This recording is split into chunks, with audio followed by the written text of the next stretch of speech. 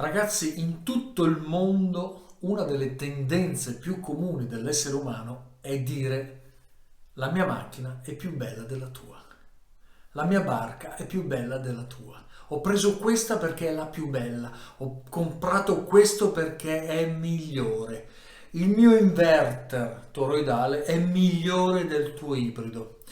Bene ragazzi, oggi risponderemo proprio a questa domanda. Me l'avete fatta in tantissimi sul canale. Gianni, voglio fare l'impianto, sono indeciso, è meglio il toroidale, è meglio l'ibrido?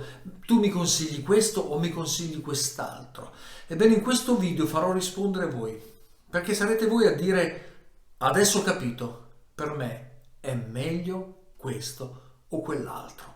Buona visione ragazzi, se siete già iscritti, grazie. Ci vediamo fra 4 secondi.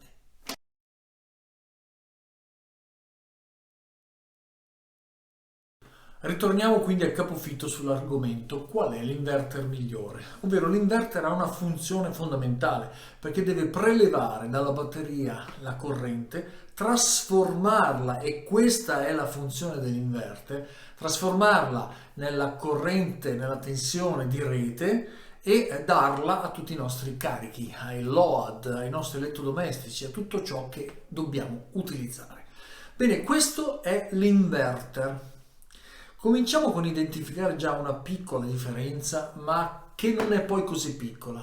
Quando parliamo di inverter ibrido, noi abbiamo l'inverter che è una parte di questo apparecchio e all'interno c'è anche il regolatore di carica, perché vi ricordo che non possiamo utilizzare i pannelli fotovoltaici direttamente dal tetto alla batteria. Andremo a bruciare le batterie perché la tensione che entra è alta e continua, nessuno la fermerebbe e le batterie bruciano. Ebbene, attraverso il regolatore di carica interno negli ibridi, noi andremo a fermare il sole, a fermare la carica all'interno delle batterie.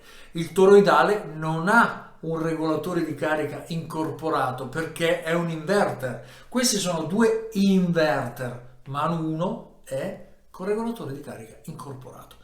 Ebbene, questo significa che dobbiamo comprare un altro apparecchio, ovvero il regolatore di carica.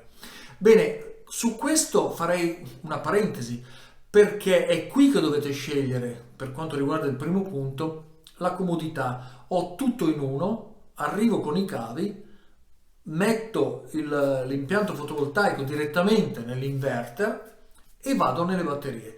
Là invece devo installare anche un regolatore di carica, che sia un EPEVER come consiglio sul mio canale o qualsiasi altro regolatore di carica più o meno buono, più o meno pieno di sicurezze. A questo punto abbiamo una spesa in più. Ebbene, questa spesa in più che abbiamo, ovvero il regolatore di carica che dobbiamo acquistare, diventa poi invece una sicurezza. Perché? Il momento in cui bruciamo un regolatore di carica su un inverter ibrido, come questo verde, ce ne sono gialli, arancioni, bianchi, eccetera, quando si è bruciato si ferma tutto perché le schede sono connesse, l'inverter con i regolatori sono interconnesse, significa che se si ferma uno si ferma tutto l'impianto. Dobbiamo togliere tutto l'apparecchio e sostituirlo. Col nostro invece no, se bruciamo un regolatore di carica abbiamo l'inverter che funziona e noi dobbiamo portare un altro.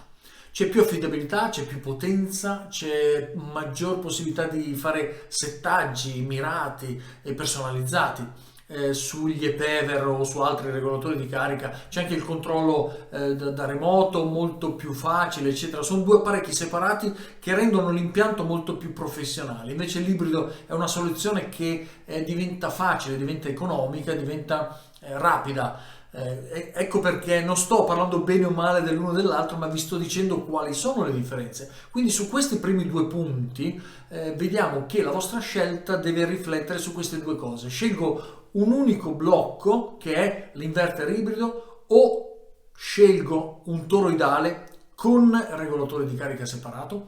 Andiamo avanti con le altre differenze. A questo punto abbiamo scelto uno dei due apparecchi e lo connettiamo alla rete per quanto riguarda il prelievo quando la batteria è scarica e alla batteria perché deve funzionare. Allora, qui abbiamo un consumo, perché ogni apparecchio consuma qualcosa per tenere attive tutte le schede di funzionamento, i sensori, eccetera. Ebbene, qui un altro punto che è importante che vi debba evidenziare è che tutti gli ibridi consumano tra i 70 e i 100 watt in stand-by, che su 24 ore sono circa 1800, 2000, 2400 watt, cioè 2 kW e passa se ne vanno nell'ibrido che deve funzionare. Il toroidale consuma intorno ai 30 watt, il che significa che in una giornata non sono 2400 watt, sono 600 watt. Questa è una cosa che va tenuta in considerazione, perché se avete un impianto piccolo e avete pochi pannelli e già nelle 24 ore 2 kW vengono assorbiti dall'ibrido, è una cosa un po' eccessiva. Allora valutate questo aspetto. I toroidali di marca, che qua non menziono ma che ben conoscete, addirittura arrivano a consumi di 20 watt, 10 watt e 2 watt. Se avete una casa che deve funzionare con pochi apparecchi di controllo, senza grandi picchi, mettete la funzione economy sull'inverter toroidale e lì avete veramente pochissimi watt in stand-by. Chiaramente sono lente le partenze, ecco perché potete attaccare un toroidale di questo tipo solo se avete una casa con consumi calcolati. Se no lasciate il massimo consumo, cioè la prontezza di intervento, con i suoi circa 30 watt di consumo, anche 25-30 watt. Questo è un altro aspetto da tenere in considerazione, cioè quando ho lasciato lì l'impianto so che nelle 24 ore ho un certo consumo di corrente. Prossimo punto. Parliamo adesso del peso. Un toroidale da 48 volt, 6 kW, pesa circa 45 kg. Un ibrido della stessa potenza pesa intorno ai 15-18 kg. Quindi l'ibrido è molto più leggero, perché le schede sono schede leggere, dentro ci sono i microswitch con tutti i MOSFET, con tutte schede elettroniche che hanno un peso relativo. Invece nel toroidale c'è un blocco di rame che praticamente ha solo lui un peso elevato. Quindi se voi dovete lavorare da solo, dovete montarlo sul muro, dovete trasportarlo, dovete trafficare con i toroidali, avete questo peso in più. Però c'è anche da dire che alcuni che hanno la mia età sanno che la questione peso-valore ha ancora un suo potere nel mercato, nel senso che sapere di avere un inverter toroidale con dentro del rame è sicuramente un prodotto che pesa, un prodotto di qualità. E tenete presente una cosa: mentre le schede si bruciano e le dobbiamo cambiare, perché oramai soprattutto in Italia non esistono più i riparatori, no? Che magari non riescono neanche a trovare questi componenti esclusivi che i cinesi hanno montato sulle schede, col toroidale noi abbiamo un toroide che non si brucia mai, a meno che non avete fatto cose strane, e quello da cambiare sono solo le schedine di controllo in ingresso tensione, oppure quelle dei transistor MOSFET, che potrebbero bruciarsi se usate, come dico sempre, attenzione, le saldatrici eccetera. Su questo devo dire che sulla saldatrice un pelino più di resistenza ce l'hanno gli ibridi, perché trasformando direttamente le tensioni alte arrivate dai pannelli, loro vanno a gestire in maniera diversa le potenze, quindi sono un po' più istantanei. Non hanno quello che nei toroidali viene descritto come il trasformatore si è seduto e i MOSFET hanno fatto popcorn. Attenzione quindi a usare le saldatrici sia sui toroidali che sugli ibridi. Non ho detto che gli ibridi non si bruciano, sono leggermente meno sensibili. Questo è un aspetto importante, perché mi piace parlare su questo canale con chiarezza, ma la saldatrice è il punto dolente di ogni inverter. Ricordo anche che gli inverter vanno tutti usati al 70% della loro potenza massima. Quando pigliamo un 6 kW, quello è lo spunto, anche se può arrivare a 12-18 di spunto per millisecondi, possiamo tenerlo a 5, 5,5, 6 come da test effettuati, ma non possiamo restare a 6 kW, perché lui comincia a scaldare troppo, sia che sia ibrido o toroidale. Un aspetto che io considero vantaggio degli ibridi è l'installazione. Lo dicevo all'inizio: quando noi abbiamo appoggiato un ibrido al muro, arriviamo con i pannelli, attacchiamo e abbiamo attaccato la batteria. Invece il toroidale ci obbliga ad avere un altro regolatore di carica e dobbiamo attaccare e configurare. Però tenete presente che sui pannelli poi le varie configurazioni che andiamo a fare sono identiche, perché nel toroidale configuriamo solo i passaggi a rete a batteria e nel regolatore di carica relativo dobbiamo configurare tutti i pannelli. Invece nell'ibrido dobbiamo fare questo comunque in tutte le configurazioni, in tutte le videate che abbiamo sul pannello, quindi comunque il lavoro finale di configurazione è lo stesso. Quindi questa è una cosa che considero semplicità di montaggio sull'ibrido, ma la configurazione è uguale per entrambi, sia che sia su un solo prodotto, l'ibrido, o sui due che dobbiamo installare, cioè inverter e regolatore di carica non incorporato. Parliamo adesso di un aspetto legato alla sicurezza delle apparecchiature. Quando noi utilizziamo un inverter toroidale, quindi a sé stante, possiamo attaccare anche un SSR, ovvero il dispositivo al quale facciamo passare i pannelli in modo che se la batteria va a sganciare attraverso il BMS si sgancia anche l'SSR e i pannelli si sganciano, quindi salviamo il regolatore di carica, e questo funziona con gli inverter toroidali perché hanno i due apparecchi separati. Non possiamo connettere l'SSR sull'ibrido perché l'ibrido, avendo tutto incorporato, non ha un punto di sgancio che va a gestire singolarmente l'SSR, e quindi non possiamo mettere gli SSR sugli inverter ibridi. Allora cosa si fa? Se abbiamo le batterie al litio, noi utilizziamo quelli che possono essere, l'avete visto adesso nel mega impianto, io sto iniziando adesso a installare, lo vedrete nel prossimo video, gli Elerix, che sono queste schede di controllo delle celle singolarmente. Farò attivare il relè che andrà a sganciare i pannelli direttamente, quindi anche sull'ibrido potremo utilizzare, invece dell'SSR utilizzeremo la scheda Elerix col suo relè di potenza. Se usiamo le litio per l'ibrido c'è la soluzione dell'Elerix, e sull'inverter toroidale possiamo utilizzare sia l'Elerix ma anche l'SSR. Difatti sono le due configurazioni diverse di questo canale, dove sto andando a descrivere il passaggio dal SSR a quello che sarà l'Elerix. Invece, se usate le piombo, avete praticamente il toroidale che è controllato sempre dall'SSR perché è legato al regolatore di carica. Non voglio essere complesso, seguitemi bene, ma l'ibrido che è attaccato direttamente all'impianto, compresi i pannelli, e non ha possibilità di veder funzionare l'SSR. Andiamo avanti con altri aspetti interessanti, e spero che vi stia piacendo questo video, perché stiamo andando veramente a sviscerare la relazione, la differenza tra i due prodotti per farvi fare la scelta corretta. Parliamo adesso di rumorosità.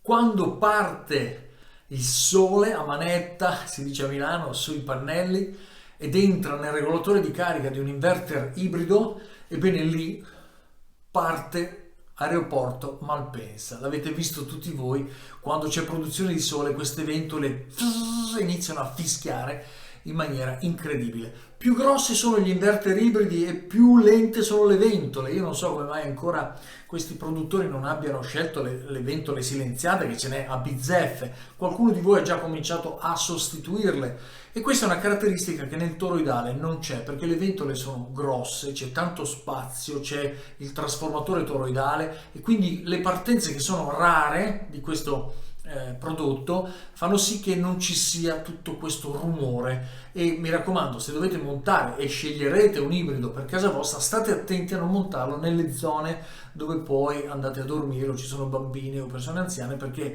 questo rumore dell'ibrido è veramente fastidioso. Chiaramente io consiglio sempre, se potete, di avere il vostro locale, la vostra cabina dove montare dentro tutto, batterie eccetera. Allora avete una zona separata, protetta da questo rumore, che è sicuramente superiore negli ibridi rispetto ai toroidali. Bene, a questo punto io voglio fare un impianto molto potente, non mi basta più il 6 kW, voglio l'8, voglio il 10, voglio il 15.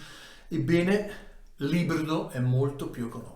Se volete risparmiare sull'ibrido, avete adesso gli 8 kW, gli 11 kW di marche consolidate, che sono molto più economici di un toroidale della stessa potenza. Fate conto che un toroidale da 12-15 kW di potenza può pesare anche 80 kg e può costare veramente intorno ai 4.000 euro, 3.000 euro, dipende se scegliete marche cinesi o europee. Nel caso dell'ibrido siete sempre poco oltre le 1.000, 1.500, 1.700 euro per avere un ibrido molto potente. Un'altra caratteristica positiva degli ibridi è il fatto che possono essere molto più semplicemente parallelabili, e quindi quando prendete un ibrido parallelabile, cioè deve essere predisposto al parallelo, a questo punto voi li connettete a 2 o a 3 e potete avere il doppio o il triplo o il quadruplo della potenza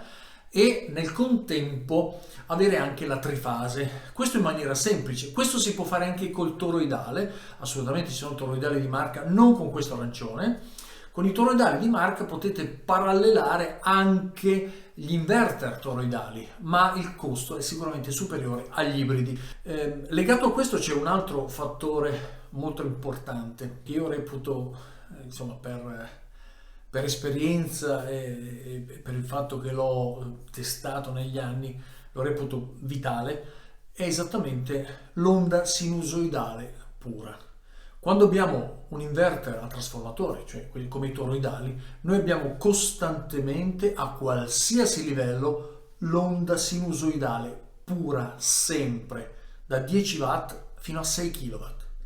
Mentre sull'ibrido la situazione è completamente diversa, perché quando superiamo il 70% della potenza dell'ibrido, l'onda non è più sinusoidale, perché l'ibrido non riesce a reggere la sinusoide e a questo punto l'onda comincia un po' a diventare una quadra modificata, non proprio a squadrarsi, però il fatto che perde la sinusoide potrebbe procurare dei danni ad alcune apparecchiature che invece hanno bisogno di una sinusoide pura. Ve ne cito una per eccellenza che non si usa più, ma era quella che quando si comprava un inverter che non era a onda sinusoidale pura si bruciava subito.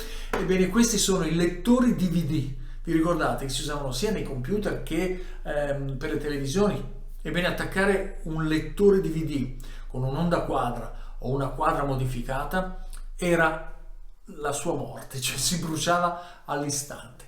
Bene, questo lo definisco un vantaggio notevole per quanto riguarda i toroidali, cioè l'onda sinusoidale pura dall'inizio alla fine della sua potenza è un aspetto che non può essere preso sotto banco. Quindi anche qui la vostra scelta è: a cosa mi serve l'ibrido? Per far andare la casa, gli elettrodomestici o delle apparecchiature con i grandi consumi? Certo, non i carichi induttivi, non i motori, le resistenze, non c'entra niente, anche quelli capacitivi, però bisogna vedere che apparecchiature attaccate e a quale potenza lavorate. Se superate il 70% della potenza di un inverter ibrido, l'onda comincia a squadrare, non rimane pura. Anche se la guardate con l'oscilloscopio, se l'avete, attenzione, perché alcuni possono farvi vedere un'onda che sembra così, ma quando andate a zoomare sull'onda vedete che è tutta zigrinata, ha perso la sinusoide. Andiamo avanti con i prossimi step, ragazzi. Se vogliamo fare un impianto a 48 volt non c'è problema. Ma quando tantissimi amici del canale mi dicono: voglio fare un impianto a 12 volt, cosa mi consigli, l'ibrido o il toroidale? A questo punto dico: quanto consumi in casa? 1500, 1800, 2000. Ebbene, con l'ibrido non lo puoi fare, perché il limite produttivo degli ibridi, lo potete vedere su tutti i mercati, è 1000 watt. Quindi l'ibrido a 12 volt è 1000 watt, 1200 e forse 2000 di spunto, ma invece con il toroidale abbiamo un bel 3 kW, l'avete visto sul mio canale, c'è tutta la serie, 3 kW di potenza massima e 9 di spunto, cioè possiamo far andare veramente quello che vogliamo. Come dico sempre, non è che possiamo lasciare 3 kW fissi, avete sentito quello che ho detto prima, sempre al 70%, quindi avete una casa che consuma 200 watt, 500, 700, accendete la lavatrice 1600, poi 2000, va bene, 10 minuti e 2005, ma poi torniamo dentro i ranghi e facciamo riposare l'inverter, ibrido o toroidale che sia. Però con l'ibrido abbiamo massimo 1000 watt circa e 2000 di spunto, mentre con i toroidi arriviamo a 3000 di continua e 9000 di spunto. Prossimo step. A questo punto avete fatto le vostre scelte, avete preferito un ibrido o un toroidale e come sapete nel mio canale consiglio sempre di mettere in serie 3 pannelli o al massimo 4 per arrivare a una tensione che si aggira intorno ai 120 volt, 130, 140, ma siamo già un po' oltre quello che consiglio io. Se invece usate gli ibridi, sappiate e lo potete verificare che le tensioni sono molto più alte. Allora, sotto il profilo della sicurezza, attenzione, se guardiamo gli impianti scambio sul posto, quello che vedete voi, ci sono anche stringhe da 500, 700 volt, 1000 volt, ma quando si parla di fai da te io rimango solido e fisso sulla sicurezza. Io non voglio andare oltre le norme dicono che non bisogna andare oltre i 120 volt per essere in sicurezza. Vogliamo leggermente smussare, andiamo a 130, 140? Ma se andiamo oltre cominciano a diventare pericolose. Ora, sugli ibridi, le tensioni di lavoro degli ibridi, se guardate, i produttori scrivono delle cose un po' equivoche. Loro dicono da 120 a 500. Ebbene, quando su un inverter ibrido trovate la parola da 120 a 500, significa che non funziona a 120. Questo è il punto di innesco dell'MPPT per cominciare a ragionare. Ma l'ibrido, questo ibrido da 120 a 500, lavora bene a 400 volt, 360, 300, ma non meno. Ecco perché questi inverter, gli ibridi, sono fatti per avere la connessione solare di 10 pannelli. 10 pannelli da 37 volt di VOC fa 370 volt in corrente continua, che è mortale. Lì lavora bene. Avete un altro vantaggio, che invece di mettere, che ne so, 9 pannelli, 3 e quindi 2, 4, 6 cavi, 3 positivi e 3 negativi, con i relativi fusibili, invece lì no, avete un positivo e un negativo e basta. Avete un solo fusibile, ma 370 volt. Vedete che non vi sto spingendo o elogiando il toroidale in questo caso, ma vi voglio far riflettere, perché voi determinatamente dovete dire no, io voglio andare nella stringa dei 10 pannelli. Va bene, allora usa l'ibrido. Così sono in sicurezza? No. Così mi conviene? Sì. Così uso meno cavi? Sì. Quindi ecco perché all'inizio del video ho detto sarete voi a decidere che strada intraprendere. Quella di questo canale è quella che vi sto menzionando. Qui oggi sto parlando in paritaria, non sto parlando né bene né male. Sul mio canale ho usato anche gli ibridi, voi sapete che io sono molto predisposto ai toroidali, ma questa è un'opinione personale mia, perché mi piace lavorare in sicurezza, mi piace lavorare con prodotti affidabili, pesanti, solidi, che durano nel tempo. Fra 15 anni, quando usciranno 100 tecnologie e io toglierò questo arancione, il bestione arancione toroidale e lo smonto, io avrò 30 e passa chili di rame con il quale farò sperimentazioni eccetera, e più ventoline e 4 altri accessori. Sull'ibrido quando li togli c'hai 2 alette d'alluminio, butti via tutto il resto. Quindi così, adesso ironizzo solo per dire che cosa penso io del toroidale rispetto all'ibrido. Ora, avete capito il concetto, cioè la potenza dell'impianto in termini di innalzamento di tensione crea pericolosità. Nell'ibrido abbiamo semplicità, 2 cavi, 10 pannelli, quindi 4 cavi per 20 pannelli da 400 watt. Abbiamo fatto un impianto, però abbiamo sul tetto e su questi cavi una corrente continua mortale da 350-400 volt. Facciamo attenzione. Un altro aspetto legato a questo è che la corrente di spunto, di inizio, di partenza, proprio in funzione di quello che vi ho detto, è molto più alta, perché quando decidiamo di lavorare in sicurezza e abbassiamo le stringhe, quindi le facciamo diventare 5 pannelli, 37 per 5 lavora male l'inverter ibrido, perché lui ha bisogno di tensioni alte. Quando dicono 120 su 500, se noi facciamo un impianto da 480, quello è perfetto. Sull'ibrido stiamo lavorando altissimi, lui non scalda, cavi sottili e lavora bene, ma è pericoloso. Parliamo adesso di una cosa interessante, l'efficienza. Che cos'è l'efficienza di un impianto? Nel caso degli inverter è la capacità di prelevare la corrente dalla batteria, trasformarla e buttarla nella casa, oppure dai pannelli solari, trasformarla e buttarla in batteria. Ebbene, questa del sole regolatore batteria riguarda l'ibrido perché è incorporato, oppure l'e-PEVER che è fuori. Quindi noi dobbiamo parlare di un'efficienza in uscita, cioè dalla batteria verso la casa, rispetto a un inverter ibrido sul toroidale. Ebbene, l'efficienza dell'ibrido è leggermente superiore, di circa il 2-3%, ovvero quando io dalla batteria prelevo una certa quantità di corrente, l'ibrido ne trasporta in casa circa il 2-3% in più. Perché? Perché è molto più semplice come meccanismo, non ha il toroidale, non ha lavoro da fare, quindi tutto lavora in alta tensione e è molto più efficiente. Molto di questo 2-3%, ma io è giusto che ve lo dica perché dovete valutare voi quanto è importante questa percentuale sulla resa dell'impianto generale. Prossimo step. Se a questo punto del video voi avete detto sì Gianni, no, in effetti la sicurezza è importante, io voglio viaggiare con tensioni basse, eccetera, e ho i pannelli fotovoltaici rispetto a dove metterò il mio inverter a 100 metri, 80 metri, 50 metri. Come fate? Questo vi crea un disturbo perché vi dà un obbligo. Questa distanza da percorrere con i cavi, se voi volete restare su tensioni basse, è molto difficoltoso perché 3 pannelli in serie a questa distanza vi obbligano dei cavi giganteschi. Ecco che allora coloro che fanno impianti potenti 5-10 kW a 50 metri, 70 metri di distanza nel campo per portare tutta quella corrente dopo che sono passati dai fusibili eccetera, arriva magari solo 2 o 4 cavi dal magnetotermico del quadro fotovoltaico, dal combiner box, arrivano nella cabina dove abbiamo l'inverter, ebbene lì io non ve lo consiglio perché questi impianti non mi piacciono, ma diventa deduttivo, cioè diventa logico capire che dovrete fare stringhe da 10, stringhe da 12, stringhe da 8 per alzare le tensioni, trasformare questi cavi che altrimenti sarebbero molto grossi in cavi più sottili che possono viaggiare velocemente fino a raggiungere questi 50, 70, 80 metri di distanza dall'impianto. E questa ve la devo dire a livello tecnico, ma è una scelta che a me non piace. Difatti gli impianti con il fotovoltaico lontano non sono quelli da me calcolati o preferiti.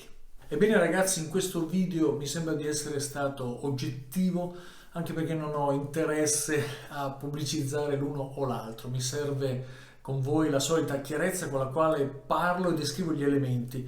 Se c'è qualcosa che non avete capito, scrivetelo nei messaggi, vi risponderò volentieri. Se c'è qualcosa che mi è sfuggito, ditelo nei messaggi a beneficio anche degli altri amici del canale. Se siete amanti degli ibridi, scrivetelo nei messaggi, così vediamo i lati positivi e i lati negativi degli ibridi, e allo stesso modo se avete fatto impianti toroidali andate a menzionare nel canale quali sono stati i punti salienti e i componenti fondamentali che vi sono piaciuti e che vi hanno aiutato a scegliere una direzione invece che l'altra.